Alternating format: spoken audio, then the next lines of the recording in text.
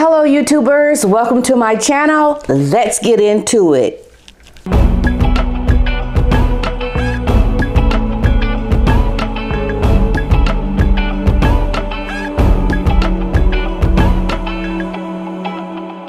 So some of the most recent news that has come out is very interesting. There's always something to talk about. And that right there tells you in itself that this is an unprecedented situation that is begging for attention, begging for people to talk about everything that we talk about.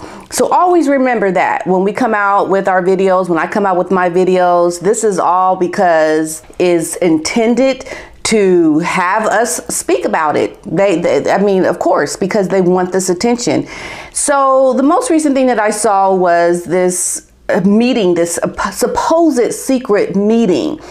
Right, okay, so if it was a secret meeting, why is it in the news? Right, well, think about that, you guys, think about it. So Zendaya and Tom Holland are this couple that we all know who they are. They're Spider-Man movies, billions of dollars that they have generated with this enterprise. Very famous, beautiful couple. And what happens? Oh yeah, Meghan and Harry want them to portray them in a film about their lives.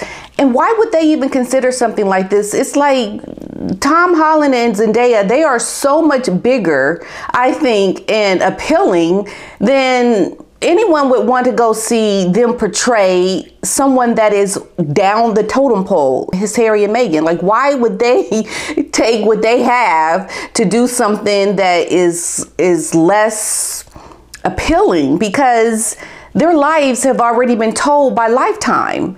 Their lives have been so controversial that no one even wants to be connected with them. So why would they take something like this on? It just shows you the headspace that Harry and Meghan are in, that they think they are so big and important, and that they are wanting people to grace them with their appearance next to them. It just doesn't make sense.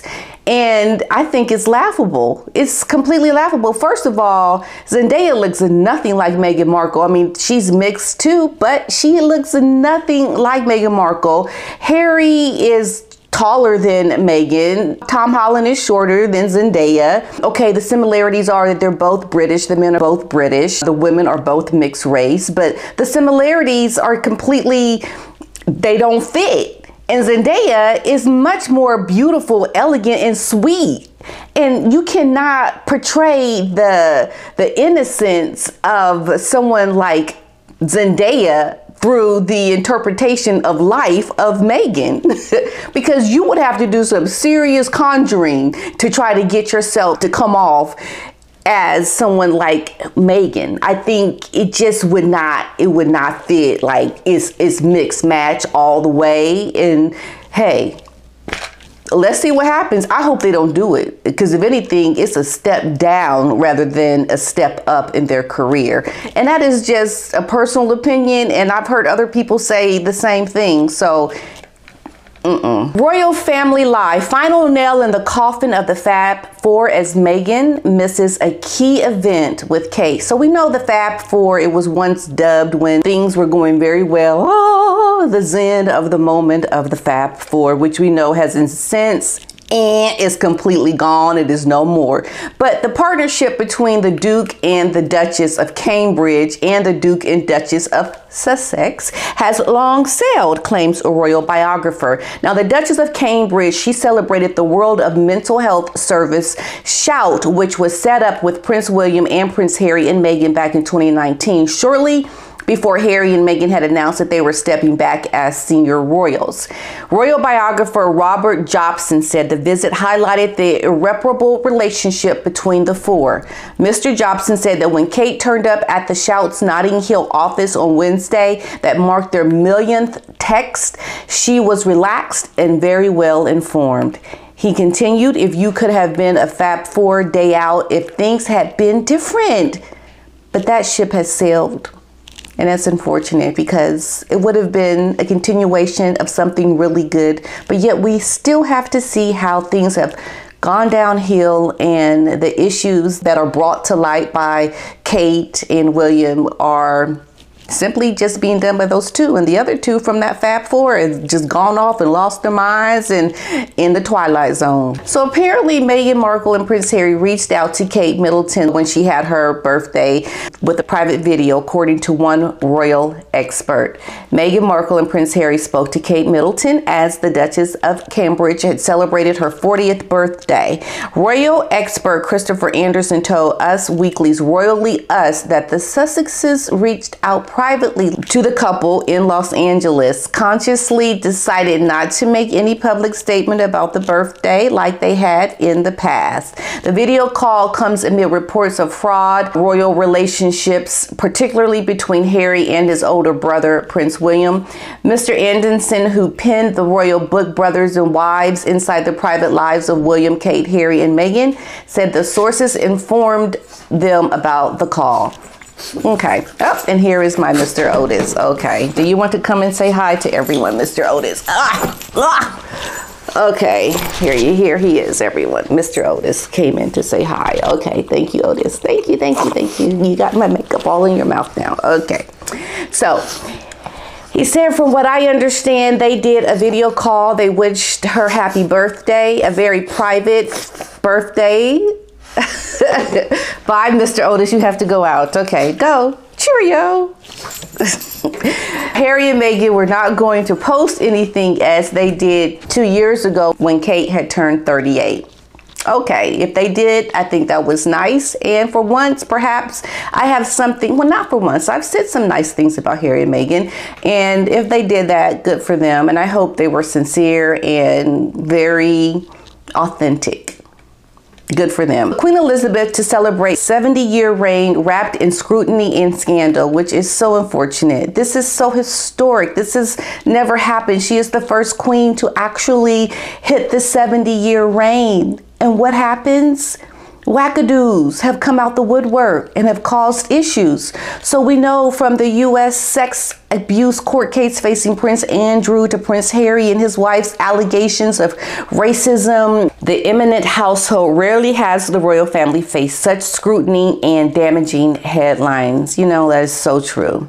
Celebrations this year marking Queen Elizabeth's 7-decade reign will mask a less happy reality for the world's preeminent royal family.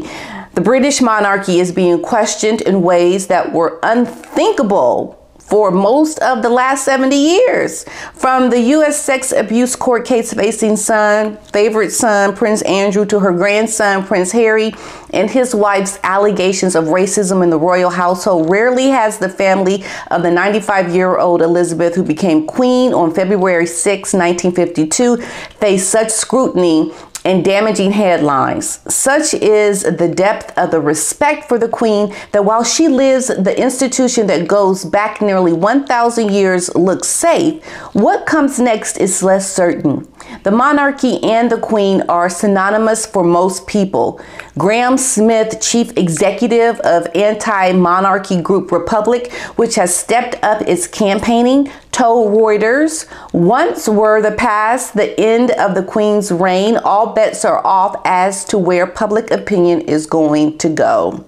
He said that while only an act of parliament would be needed to end the monarchy, it was highly likely that there would have to be a referendum first. The monarchy's fortunes have ebbed and flowed since her ancestor Norman King William 1066 conquest of England, but only during the decade that followed the execution of King Charles I in 1649 has Britain been a republic.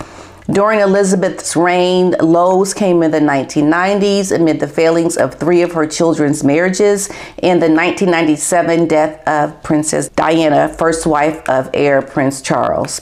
Highs included the public outpouring of support at previous jubilees, the 2011 marriage of Elizabeth's grandson and the future king, Prince William, and the birth of the royal children. So it's good to see that there were some happy times and you got your bad times. Unfortunately, the bad times have to be played out in public, which I can only imagine just makes the bad times even worse when they're amplified on a world stage. Queen rarely marks her accession day publicly. The Queen will mark the 70th year reign on February 6th. Now, rarely seen in public the anniversary of her accession. Instead, the monarch likes to spend the day privately, given that it also marks the anniversary of her father, King George VI's death. The Queen traveled to Sandringham by helicopter, where she traditionally spends her winter break. She remained at Windsor Castle for the Christmas holidays as a precautionary measure amid the rising COVID-19 cases at the time. Now, King George VI passed away on February 6 in 1952 at Sandringham House. Princess Elizabeth learned of her father's death during a trip to Kenya with Prince Philip in 1952. The couple had been due to travel to Australia and to New Zealand, but the tour was canceled and they returned home to the UK. The Queen's coronation took place the following year in June of 1953 and was the first such event to be televised. There is a possibility that the public could see the monarch on the day that officially marks the 70th year of her reign, given that there will be a Sunday service at St. Mary Magdalene Church in Sandringham. So those are some of my updates. I'm looking forward to the Queen's Jubilee and for some of the things that have been kind of like on the hot burner to kind of sizzle up some more and to bring out some more information. But this is all I have for this video, and I will see you in the next one. Bye-bye.